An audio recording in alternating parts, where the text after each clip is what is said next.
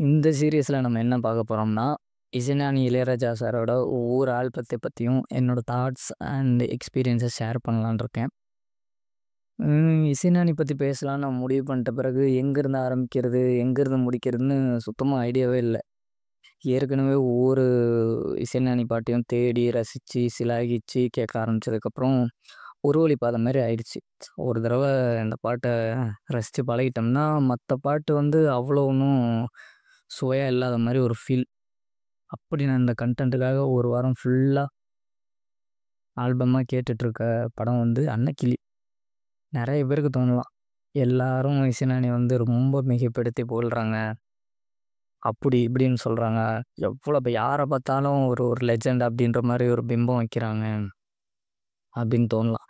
அப்படி புகழ்ற ஆள்ல நானும் ஒருத்தன். அவருக்காக சண்டை போடுற ஆள்ல நானும் ஒருத்தன் தான்.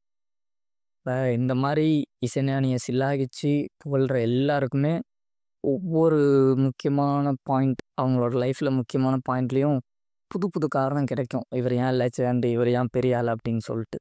எனக்கு இந்த வாட்டி இந்த கன்டென்ட்டுக்காக ஒரு தடவ அன்னக்கிளி ஆல்பத்த வந்து ஃபுல்லா கேட்டுறலாம் அப்படின்னு நான் முடிவு பண்ணி ப்ளே பண்ணும்போது, ஒரு காரணம் கிடைச்சது. ஒரே ஸ்ட்ரெச்சில தொடர்ந்து திரும்ப திரும்ப 4 தடவ கேட்டுட்டேன். நல்லா இருக்கே, நல்லா இருக்கே, நல்லா இருக்கேன்னு சொல்லிட்டு.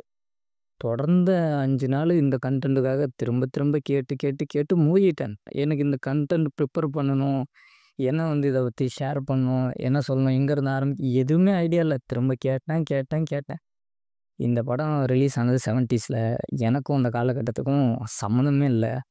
படம் பார்த்ததில்ல, கேரக்டர்ஸ் தெரியாது, கதை தெரியாது. சுத்தமா அதோட கனெக்டே இல்ல.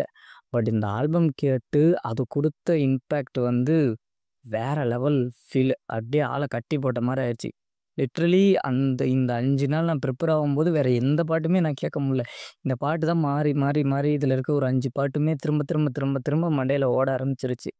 செம்ம ஃபீல். வேற எந்த ஒரு பாட்டு கேட்க விடாமயும் பண்ணிருச்சு. இப்படி ஒரு மேஜிக்க வேற யாரால பண்ண முடியும்? இவர புகழாம வேற யார புகழ போறோம்? இது ஒரு காரணமா வச்சுக்கங்க. இந்த மாரி நெறைய காரணம் வரும் எடுத்தோம்னா. இது லைவ்லியான ஒரு ரீசன். ஓகே. நெக்ஸ்ட்டு அன்னக்கிளி ஆல்பத்தில 5 சாங் இருக்கு. அதில ஃபர்ஸ்ட்டு வந்து அன்னக்கிளி ஒண்ணு தேடுது. ஆப்வியஸ்லி ஃபேமஸான சாங்கு. நெறைய வந்து கேட்டிருப்பீங்க அந்த பாட்டு வந்து. அது ஒரு ஒரு ஒன் சைட் லவ் ஃபீல்ல ஒரு மாரி ஒரு பெண் தனியா ஏக்கத்தில பாடுற மாரி ஒரு உணர்வா இருந்துச்சு. எனக்கு படம் பார்க்காதனால நான் இந்த பாட்ட வச்சு சொல்ற சிச்சுவேஷன் எல்லாம், இந்த பாட்டு கேட்கும்போது எனக்கு என்ன ஃபீல் கிடைச்சதோ, அத தான் நான் சொல்றேன். படத்தில வேறயா இருந்தா கமெண்ட் பண்ணுங்க. அதில ஏதாவது மிஸ் மேட்சா இருந்தா சேமா இருந்துச்சுன்னா. அது அந்த மாதிரி ஒரு ஒன் சைட் லவ்ல ஏக்கத்தில இருக்க ஒரு பாட்டு. அதுக்கப்புறம் மச்சான பார்த்தீங்களா, நல்ல ஒரு வைபான பாட்டு. ஆக்சுவலா இது வந்து ரொம்ப ஸ்பெசிஃபிக்கா இருந்துச்சு இந்த மச்சான பார்த்தீங்களா.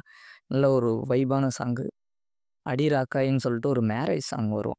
இது வந்து ஃபுல் ஃப்ளோவுமே ஒரே ஸ்ட்ரெச்ல ஒரு சீக்வென்ஸா அப்படி கேட்டு முடிச்சிடுற மாரி இருக்கும். இப்படி நம்ம ஒரு கட் சாங் கேட்குற மாரி, அது பெருசா தான் இருக்கும். ஆனா ஒரே ஸ்ட்ரெச்ல கேட்டுட்டோம் டக்குனு முடிஞ்சிருச்சு அப்படின்ற ஃபீல் இருக்கும். லூப்ல கேட்கலாம் இந்த பாட்டு வந்து ட்ரை பண்ணி பாருங்க.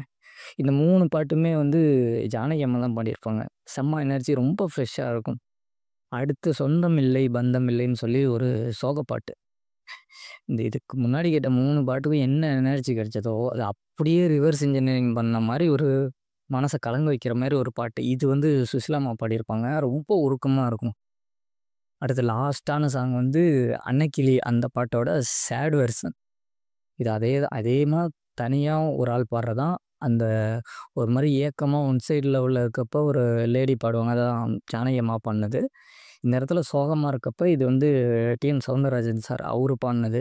இது அவ்ளோ ரொம்ப சோகமா இருக்கும். அப்படியே டெப்த்தா நம்மள உள்ள கூட்டிட்டே போற மாரியே இருக்கும். அந்த ஏக்கம் அந்த ஃபர்ஸ்ட்டு அந்த வர "அன்னக்கிளி ஒன்ன தேடுது" அந்த ஃபீமேல் வாய்ஸ்ல வர்றது வந்து, அந்த ஏக்கம் வந்து அப்படி லேயர் லேயரா ஃபேட் ஆயிட்டு இருக்க மாரி இருக்கும். இந்த "அன்னக்கிளி" சேட் வெர்ஷன் இது வந்து நமக்கு அந்த சோகத்துக்குள்ள ஒவ்வொரு லேயரா நம்ம உள்ள போயிட்டு இருக்க மாரி இருக்கும். அது நம்ம அந்த ஹேப்பி வந்து நம்ம கண்ணு முன்னாடி ஃபேட் ஆகுற மாரியும், இது இந்த லேயர்ஸ்க்குள்ள நம்ம இறங்குற மாரி இருக்கும். இன்ஃபாக்ட் எனக்கு இது கேட்கும்போது இன்னொன்னு தோணுனது என்னன்னா, இந்த பாட்டோட இன்ஃப்ளூயன்ஸ்ல தான் டி. ராஜேந்திரன் சாரோட நெறைய சாங்ஸ் வந்து இருந்துச்சோன்னு எனக்கு தோணுச்சு. "வைகை கரை காற்றே நில்லு", "ஒருதலை ராகம்" இது எல்லாமே இந்த ஜோன்ல தான் இருந்த மாரி இருக்கும். மேபி அந்த டைம்ல சவுண்டிங்ஸ்லாம் ஒரே மாரி இருந்தனால அப்படி இருக்கலாம். பட் எனக்கு என்னமோ இந்த ஒரு "அன்னக்கிளி உன்ன தேடுதே" சேட் வெர்ஷன் மாரி தான் அந்த டி. ராஜேந்திரன் சாங்ஸ்லாம் நெறைய இருந்த மாரி இருந்துச்சு.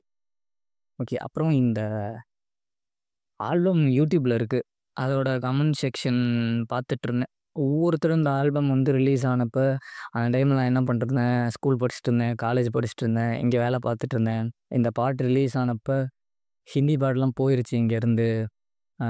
ரொம்ப ஒரு இம்பார்ட்டன்டான தாக்கத்த வந்து ஏற்படுத்துனுச்சு அப்படின்னு சொல்லி அவங்களோட எக்ஸ்பீரியன்ஸ்லாம் ஷேர் பண்ணியிருந்தாங்க. நீங்களும் இந்த ஆல்பம் கேட்டு பார்த்து, உங்களோட எக்ஸ்பீரியன்ஸும் ஷேர் பண்ணுங்க. நான் மறுபடியும் அடுத்த ஆல்பத்தில உங்கள வந்து மீட் பண்றேன். பாய்.